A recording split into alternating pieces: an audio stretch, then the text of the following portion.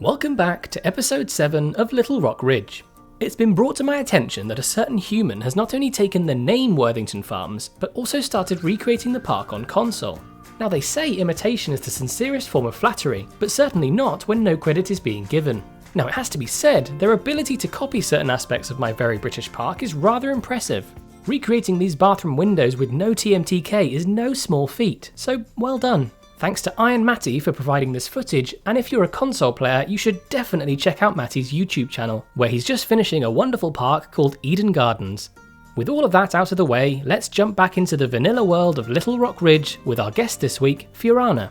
Fuaranna is a moderator in the Channel 5 gaming community. She placed in the top 3 of 4 separate contests, winner of the Shane Turner Prize for going above and beyond to help the community, a frequent collaborator with Wix, and named TMTK Creator of the Year with everyone's favourite dirt decals. I honestly don't know where I'd be without them, so thank you, Fuaranna. Over to the amazing artist herself to talk us through her build.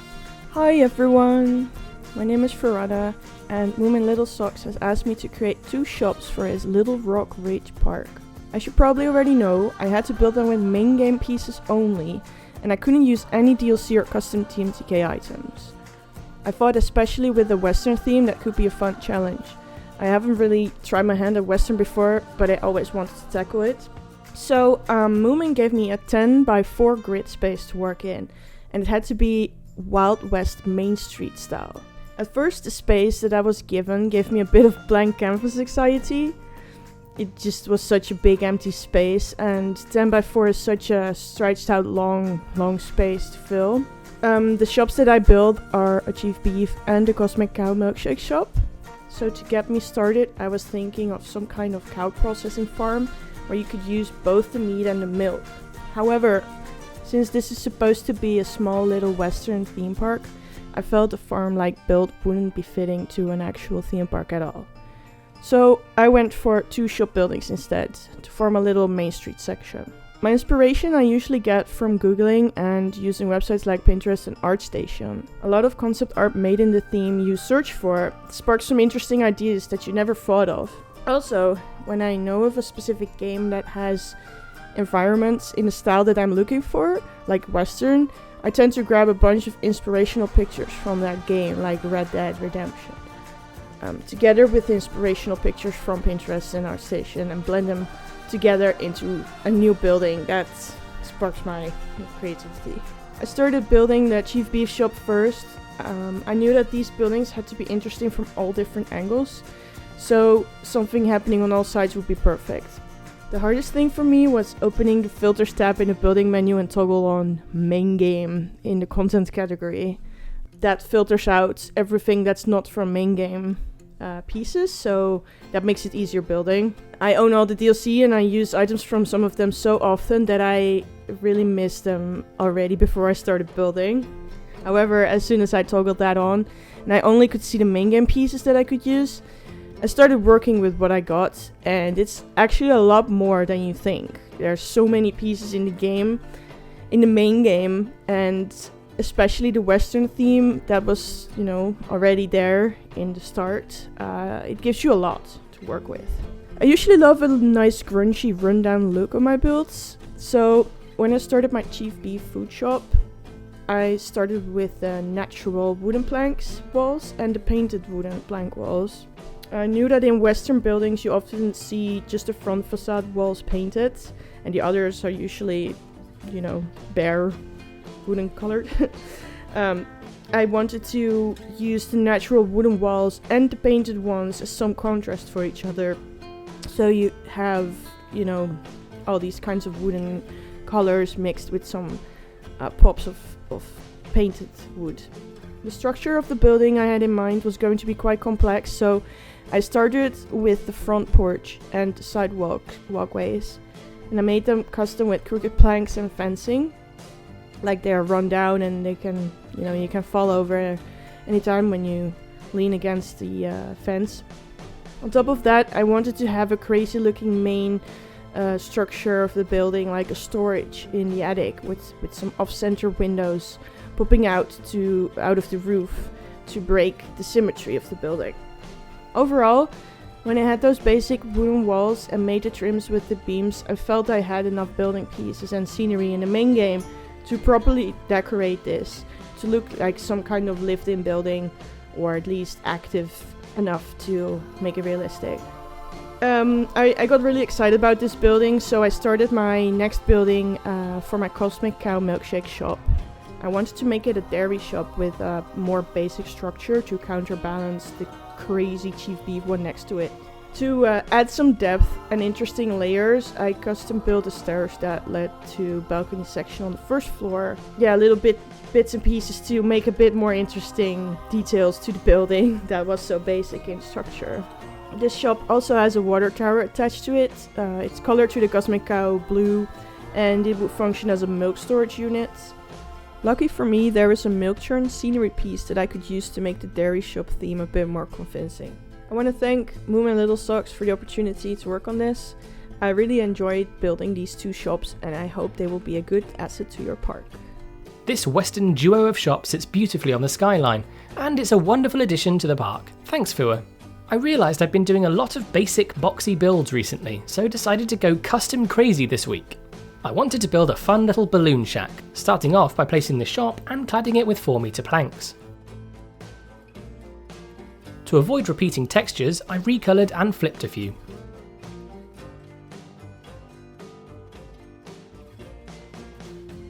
I repeated the same principle, but on a slight angle to add some variation.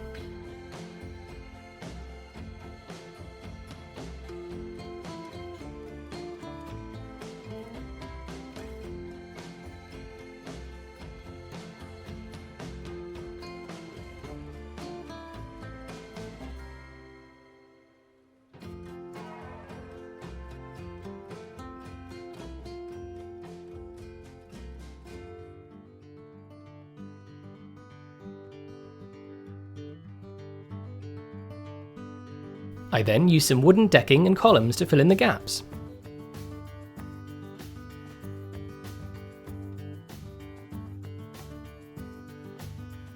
The corrugated metal roofing has a great off-the-grid piece which I used for the roof. I mirrored the whole thing and then continued to wrap the rest of the building.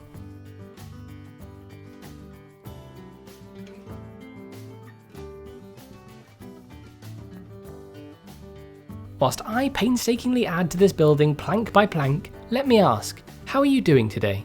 You know, if you watch any of my videos at the premiere, I will be in chat so you can speak to me directly. How exciting!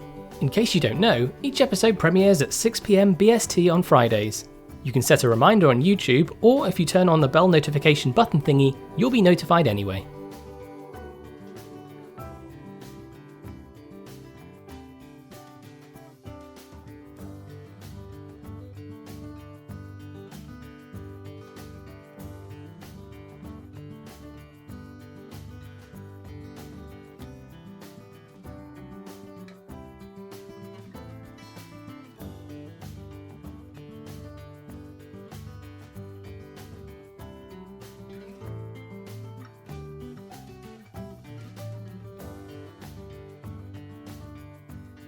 I removed the hatch and replaced it with even more planks.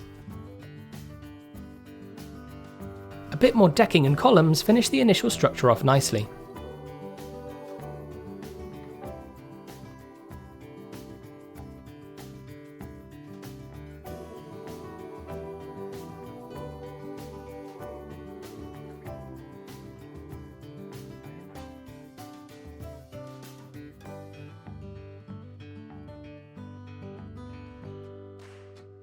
With the base shack done, I moved it over next to Combat Wombat's lovely flat ride, Black Gold. Time to decorate. I added some signage, props and foliage.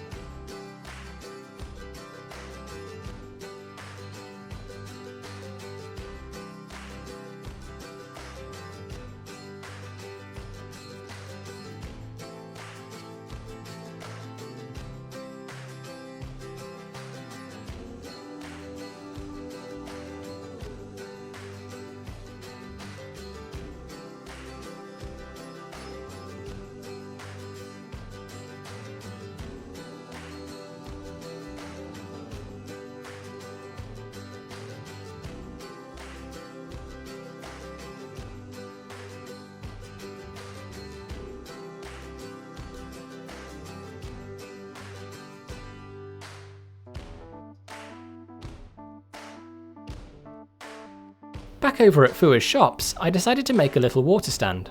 On the extremely rare day that it's hot in the UK, there's nothing better than an ice-cold water to keep you hydrated. I flipped a minecart for its wheels and made my own custom cart using the 2-metre planks as the original one was too tall.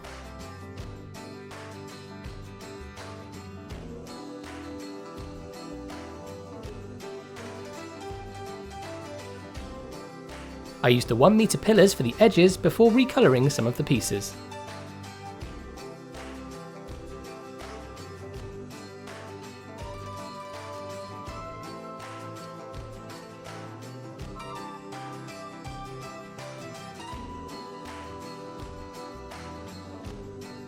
For the water bottles, I used some buried fireworks.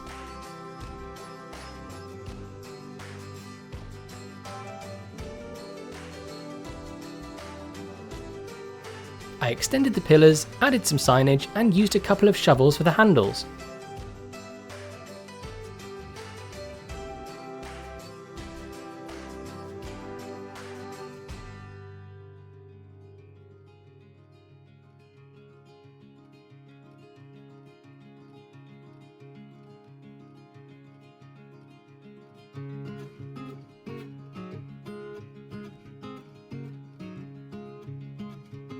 I finished it off with some bunting, because who doesn't love bunting?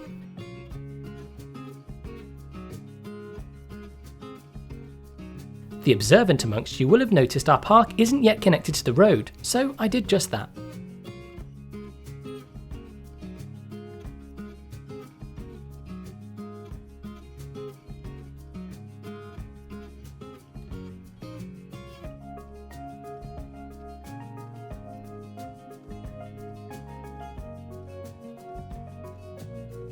I copied the road markings from the main road and fashioned some junction markings using some more art shapes.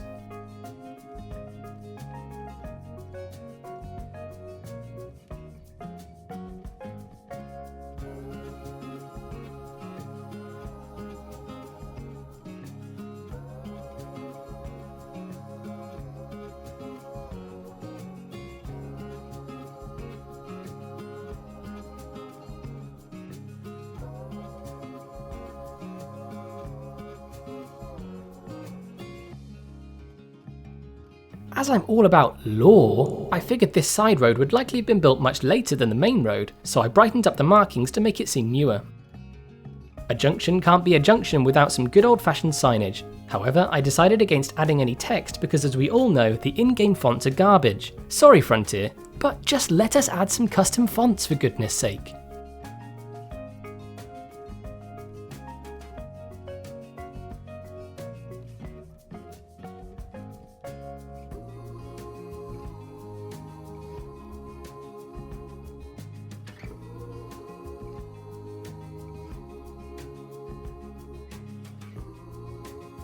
Every theme park needs a big old sign at the vehicle entrance, otherwise how else would you know you'd arrived? I adapted Zelixor's Borderlands font to assemble the name of our lovely little park. Before anyone attempts to bite my head off, blueprints are allowed as this was a feature of console from the very beginning, provided all pieces are vanilla of course.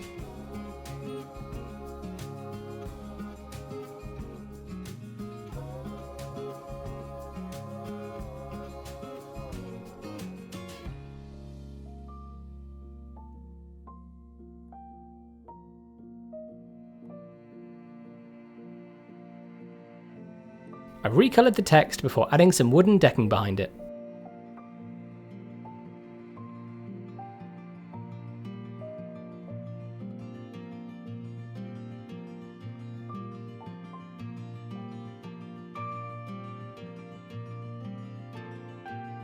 It was at this point I realised the sign was the size of Mars, so I compressed the lettering and shrunk down the backing as best I could.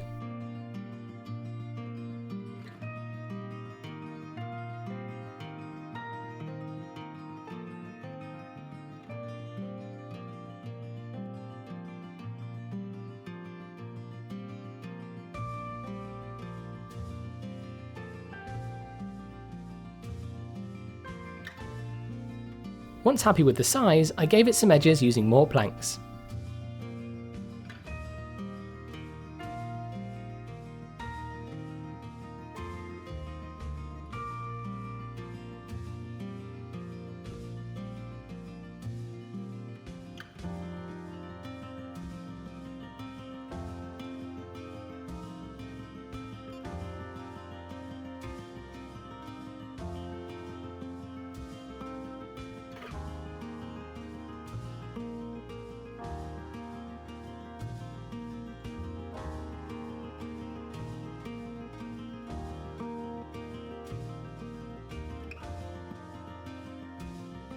At this point in time, within our atmosphere, objects can't just float in mid-air, so I gave it some support.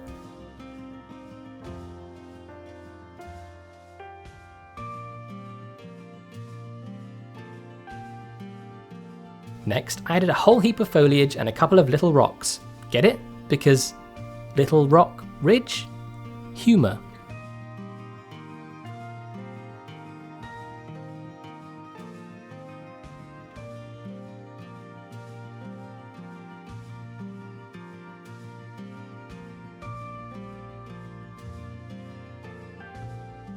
I gave our sign some lighting in the form of some arm lights and then created a border using pillars.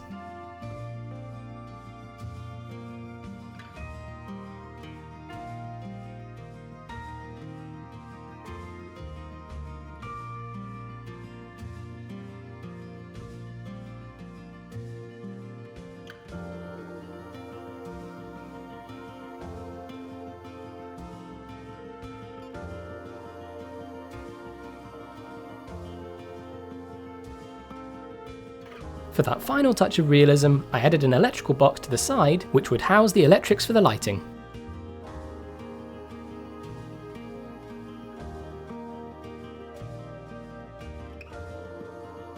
And there we have it, a balloon shop, water cart and park sign. How on earth do I get so much done in a week? Next time, Planet X's Christine will be adding our next flat ride, so see you then. Say goodbye, Fuaranna. Doei!